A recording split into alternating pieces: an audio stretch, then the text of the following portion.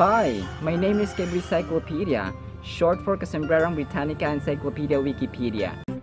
Hello, my name is Kay Grampich, short for Kasombrerong Grammar and Speech. Oh, sa pula. Silang aking tuwa wala. Ito si Kasombrerong Manok. Ha? Hindi nawawala yung kapatid. Toto, do not involve yourself to gambling. Our vocabulary term is certitude. Certitude. Wag na wag tutularan si Toto sa pagsasabong. Ang certitude mga sombreros ay noun. Ito po yung state or kalagayan na talagang siguradong sigurado ka. Confident na confident ka sa isang bagay. Alright, ang mga possible synonyms po natin dito ay certainty, sureness, confidence, etc. At pag ginamit naman sentence ay ibigay mo na Mr. Dictionary. Sherwood's on 100% certitude to win the lychee juice making contest. Certitude. Lychee or lychee? Lychee or lychee. Either of the two is actually correct or acceptable in American pronunciations. Lychee or lychee. Yada yada. Sherwood.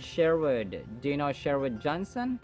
Sherwood Shaky Johnson mga sombreros ay ang founder at may-ari ng Shakey's Pizza. Sa mga mahilig sa pizza jam, tinayo niya ito taong 1954 at ang pinakaunang branch nito ay sa Sacramento, California, US of A.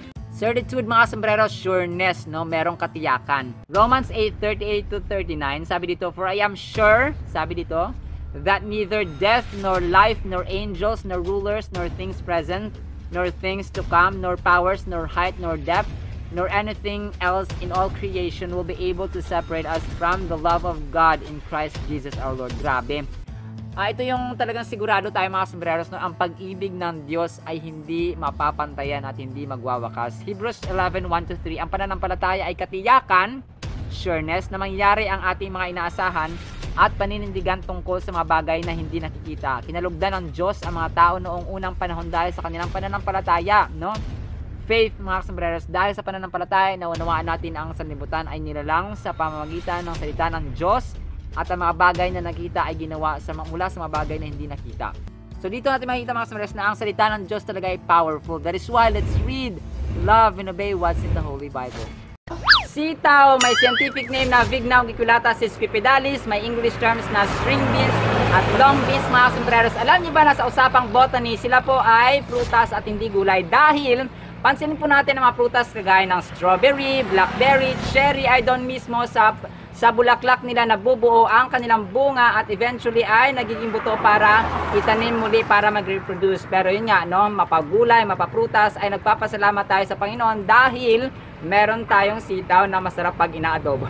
Muli po, maraming salamat mga sombreros. Ito po si Kasombrerong Dennis aka Kuya Kim 2.0. Ito po ang inyong hamak na lingkod, Kasombrerong Dennis, at sa paghatid ng kaalaman at tawa ay kasama ko sina Kay Encyclopedia o Kasombrerong Britannica Encyclopedia Wikipedia, si Mr. Dictionary, si Kay Grampich or Kasombrerong Grammar and Speech, at sa tawa, syempre, si Toto, ang pinakakwela sa lahat na nagsasabing, sabayan nyo kami, ang buhay ay masarap na nagmasayang lahat na naging faith of love, patuloy na sasarap natin ang pagpapagasa at pag-asa. Muli po, maraming salamat po mga sombreros sa mga sumasama sa learning, sa wisdom, sa knowledge. Maraming salamat po at see you sa next segment. Bye-bye!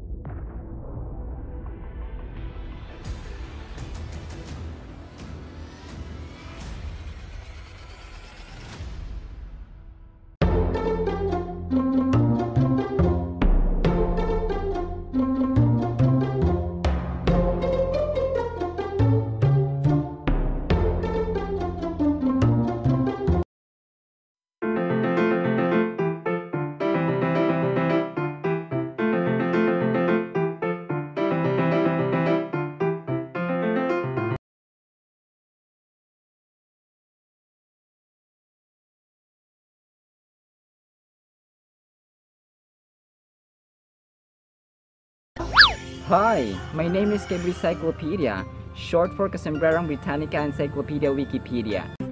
Hello, my name is Kay Grampich, short for Kasombrerong Grammar and Speech. Oh, sa pula. Silang aking tuwa wala.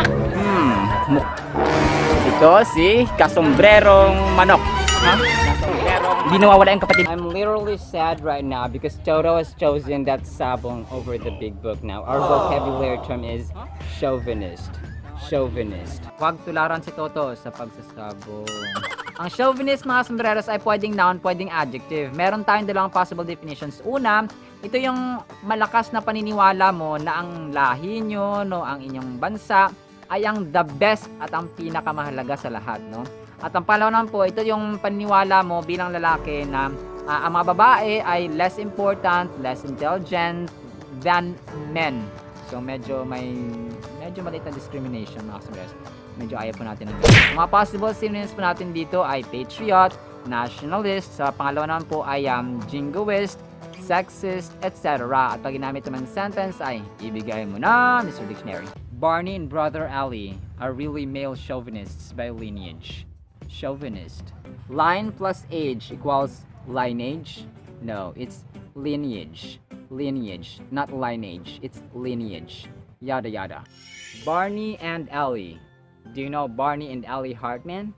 Sina Barney at Ali Hartman, mga sombreros, ang gumawa ng pinaka-original formula ng sikat na soft drink na Mountain Dew taong 1940s. However, ang formula nila ay ni-revised ni Bill Bridgeforth taong 1958. Sabi ng maraming mga sombreros, ang pagiging chauvinist ay masama, no? Equality over women, equality between men and women.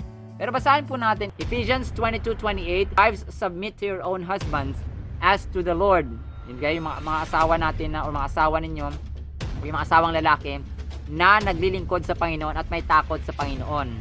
For the husband is head of the wife, as also Christ is the head of the church, and he is the savior of the body. Therefore, just as the church is subject to Christ, so let the wives to be their own husbands in everything. Husbands, love your wives just as Christ also loved the church and gave himself for her, that he might sanctify and cleanse her with the washing of water by the word, that he might present her to himself a glorious church, not having spot or wrinkle or any such thing, but that she should be holy and without blemish. So husbands ought to love their own wives as their own bodies.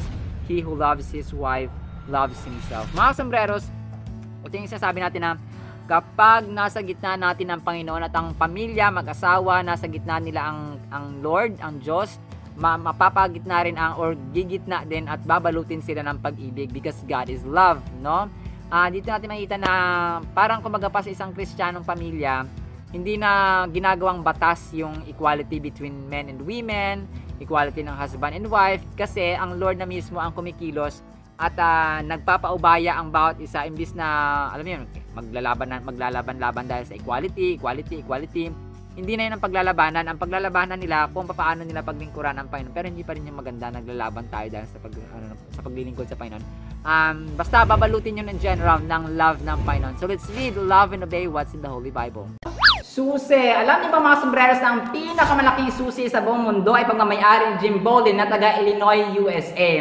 Ang sukat po nito according sa Guinness World Records ng pinakamalaking susi ay 8.58 meters by 3.47 meters. That's according sa Guinness World Records 2018 to 2019 data. Yun po mga sombreros. Muli po, ito po si Kasombrerong Dennis mula rito sa Camellia Village sa Tagum City. Ito po si Kasombrerong Dennis aka Kuya Kim 2.0. Ito po ang inyong hamak na lingkod, Kasombrerong Dennis, at sa paghahatid ng kaalaman at tawa ay kasama ko sina Kay Encyclopedia o Kasombrerong Britannica Encyclopedia Wikipedia, si Mr. Dictionary, si Kay Grampich or Kasombrerong Grammar and Speech, at sa tawa, syempre, si Toto, ang pinakakwela sa lahat na nagsasabing, sabayan nyo kami, ang buhay ay masarap na nagmiyayang lalag na faith of love, pagsulod na pag-asa. Muli po, maraming salamat po mga sombreros sa mga sumasama sa learning, sa wisdom, sa knowledge. Maraming salamat po at see you sa next segment.